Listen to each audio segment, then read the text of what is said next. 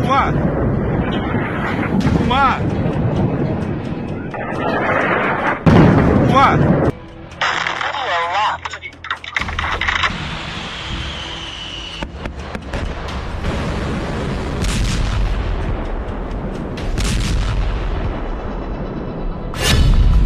रूस ने नाटो पर ड्रोन बमों से भयानक हमला किया।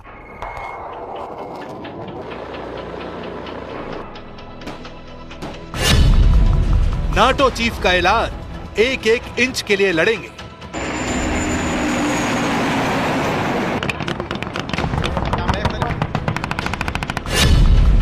पुतिन की धमकी, पूरा यूरोप बना यूक्रेन।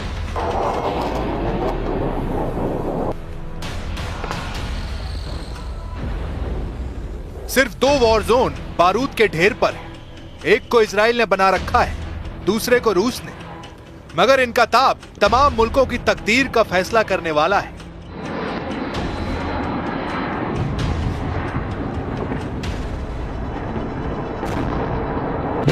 कि बारूद की जगह अब एटमी हथियारों के इस्तेमाल का सिग्नल मिलने लगा है। आसमानी कैमरे में कैद हुई तस्वीरों ने सुपर पावर के खिलाफ बने एटमी चक्रव्यूह की तस्दीक कर दी है।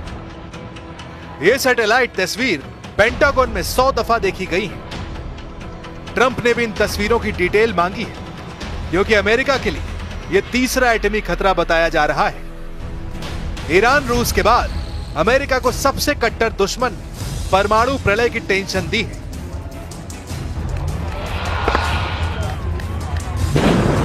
ईरान, रूस और चीन एक ऐसी टीम बना चुके हैं जिसकी काट ट्रंप के पास नहीं है। ईरान ने अमेरिका को युद्ध में बराबर की टक्कर दी है। रूस यूक्रेन युद्ध अमेरिका को भागने पर मजबूर कर चुका है और अब चीन ट्रंप के लिए सबसे बड़ा चैलेंज लेकर वॉर जोन में आ गए हैं। सवाल है, ट्रंप का सबसे बड़ा सिरदर्द कौन सा युद्ध है? क्या रूस यूक्रेन युद्ध अमेरिका के लिए बड़ा खतरा है? क्या ईरान इजराइल का युद्ध सुपर पावर के लिए थ्रेट साबित हो रहा है, या फिर ट्रंप को असली टक्कर चीन से मिलने जा रही है? हर फ्रंट पर अमेरिका फंसा हुआ है। ईरान डील के लिए रेडी नहीं। रूस ने अब नेटो को फोड़ने का ऐलान किया है। पुतिन ने यूरोप और नेटो को सीधी धमकी दी है कि अब जिसने भी यूक्रेन को मदद पहुंचाई उसे तबाह कर डालेंगे। जेलेंस्की ने पुतिन की धमकी को गंभीरता से लेने की अपील की। जेलेंस्की ने कहा है कि रूस सबसे भयानक युद्ध की शुरुआत करने जा रहा है। Маємо інформацію від розвідки щодо підготовки Росією нового масованого удару. Будь ласка, зважайте на повітряні тривоги, бережіть життя. Наші служби оперативні, підготовлені, повітряні сили та інші захисники неба. रूस यूक्रेन युद्ध का विस्तार यूरोप तक होता दिख रहा है। रोमानिया में फटे ड्रोन बम से नेटो चीफ भड़क गए हैं।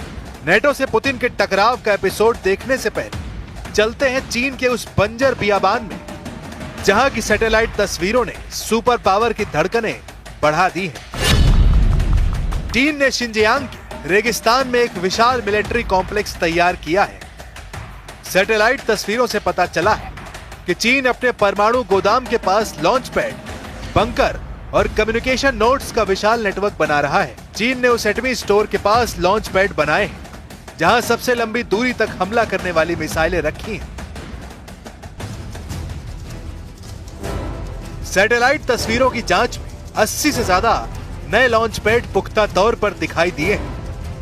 अचानक चीन के बढ़ते मिसाइल लॉन्चर और एयर डिफेंस बैटरी के बेड़े किसके लिए खतरा है, क्या समझना मुश्किल है। रॉयटर्स के मुताबिक सैटेलाइट तस्वीरों में ऐसी सुविधाएं भी दिखाई देती हैं जिनसे इलेक्ट्रॉनिक युद्ध, सैटेलाइट कम्युनिकेशन और कमांड ऑपरेशंस में चीन सर्वशक्तिमान साबित हो सकता है। ड्रैगन का रेगिस्तान में बना ये इंफ्रास्ट्रक्चर 8 भुजाओं वाले 2 ढांचे पर आधारित है। इन्हें पिछले 6 साल में पूर्वी शिनजियांग प्रांत में बनाया गया है। दोनों ढांचे हामी परमाणु भंडार क्षेत्रों के दक्षिण पश्चिम क्षेत्र में मौजूद है। इनमें से एक लगभग 140 किलोमीटर दूर है, वहीं दूसरा लगभग 230 किलोमीटर दूर है। इन ढांचों में सैनिकों के रहने की जगह, बड़े बड़े सैन्य वाहनों के रखने की व्यवस्था भी, यहाँ हवाई अड्डा और रेल लाइनें भी हैं। जो इन ढांचों को हामी के परमाणु भंडार से जोड़ती है। चीन ने ताइवान को कब्जे में लेने की धमकी हाल ही में दी है। ट्रंप की चाइना विजिट में भी जिनपिंग ने ताइवान पर उनसे अमेरिका के स्टैंड में बदलाव की मांग की थी, लेकिन ट्रंप ताइवान को चीन के हवाले करने के लिए तैयार नहीं है, क्योंकि ताइवान एशियाई प्रशांत में शक्ति संतुलन के काम आता है। इसलिए चीन अपनी एटमी पावर से अमेरिका को अलर्ट कर रहा है, क्योंकि चीन सागर में युद्ध भड़का तो अमेरिका दखल देगा। ऐसे में ड्रैगन अपनी एटमी पॉलिसी भी बदलने पर विचार कर सकता है। हालांकि फिलहाल चीन वेट एंड वॉच कर रहा है, क्योंकि ईरान और रूस उसका आधा काम कर रहे हैं। रूस पर यूरोपीय देशों पर हमले के आरोप लगने लगे हैं। रोमानिया में ड्रोन बम धमाकों से नेटो फोर्स बौखला गई।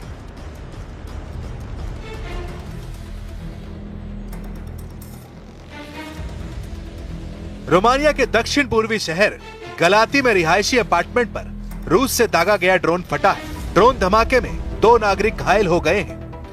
नेटो चीफ मार्क रूटे ने रूसी ड्रोन हमले के बाद रोमानिया के राष्ट्रपति निकोसोर डैन से बात की है।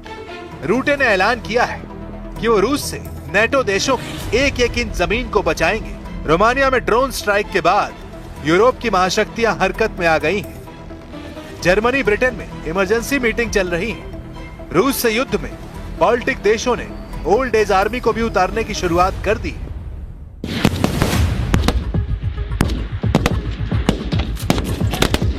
पुतिन को रोकने के लिए अब नेटो को बुजुर्गों की फौज उतारनी पड़ रही है। यह है पूर्वी यूरोप में रोमानिया, और यहाँ प्रहोव की एक फायरिंग रेंज में पुतिन को रोकने की तैयारी चल रही है। एक सैनिक को गौर से देखिए। नेटो की दीवार बनने के लिए रोमानिया में अब बूढ़ों को उतार दिया गया है। पुतिन के युद्ध को काबू में करने के लिए रोमानिया की फौज हैरान कर रही है। पुतिन की सेना को रोकने वालों में यह है 55 साल के होरिया एक व्यापारी है। यह है फाचू योनत्स, उम्र 44 वर्ष, बैंक में काम करते हैं। यह है 51 साल की कॉन्स्टेंटिन मार्शल, एक अर्थशास्त्री है। ऐसी पूरी बटालियन तैयार हो रही है। पूर्वी यूरोप का देश रोमानिया नेटो का सदस्य है, और पोलैंड के साथ उस पर भी रूस वाला खतरा बहुत तेजी से मंडरा रहा है। Amenințări, atât timp cât e un război la graniță, sigur că există amenințări și e bine să fim pregătiți să descurajăm. Dacă nu te pregătești, ești țintă ușoară.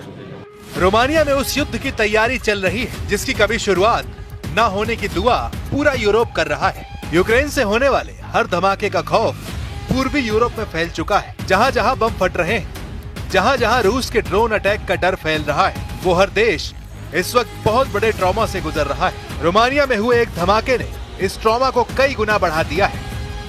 Romania की 2 करोड़ की आबादी बहुत ज्यादा तनाव में आ चुकी है। 17 अक्टूबर को हुए इस धमाके की वजह को लेकर पूरा रोमानिया परेशान है, क्योंकि शुरू में लगा कि ये कोई ड्रोन अटैक है, लेकिन अब तक वजह साफ न होने से कई तरह की बातें सामने आ रही हैं। इसी डर का हिस्सा है कि रोमानिया ने अब अपने बूढ़े लोगों की फौज तैयार करनी शुरू कर दी। सबको एक राइफल थमाई और शुरू कर दी गई निशानेबाजी की प्रैक्टिस।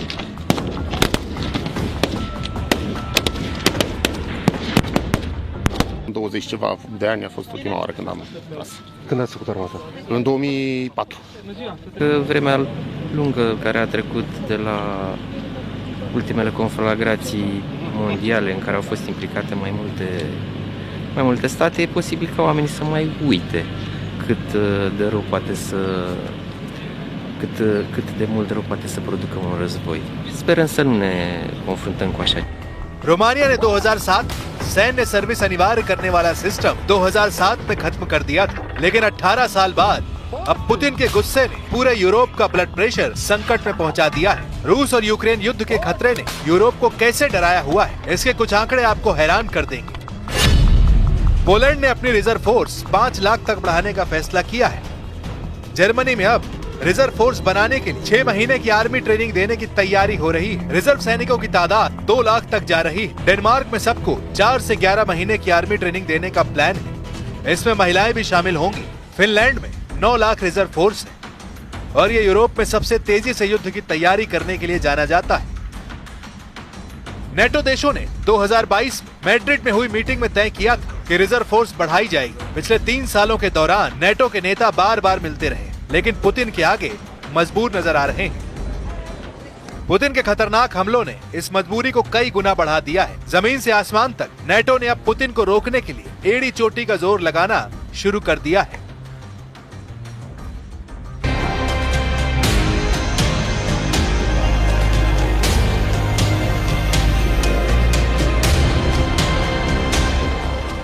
नेटो के जेट अब पुतिन को डराने की लगातार कोशिश कर रहे हैं। नेटो के फाइटर जेट रूस को उसकी हद बताना चाहते हैं।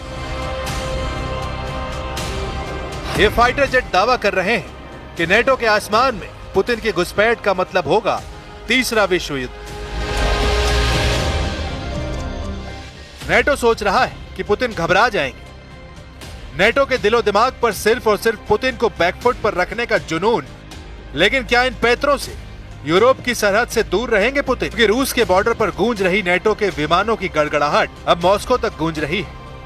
नेटो की एयरफोर्स बता रही कि वो पुतिन की चौखट पर पहुंच चुकी और अब रूस की खैर नहीं। लेकिन डोनाल्ड ट्रंप के रूखे रवैये ने जेलेंस्की के साथ साथ नेटो के होश उड़ा दिए हैं। व्हाइट हाउस में जेलेंस्की से मिलने के बाद ट्रंप ने एक तरह से कह दिया है कि पुतिन को रोकना अब उनके बस की बात नहीं है।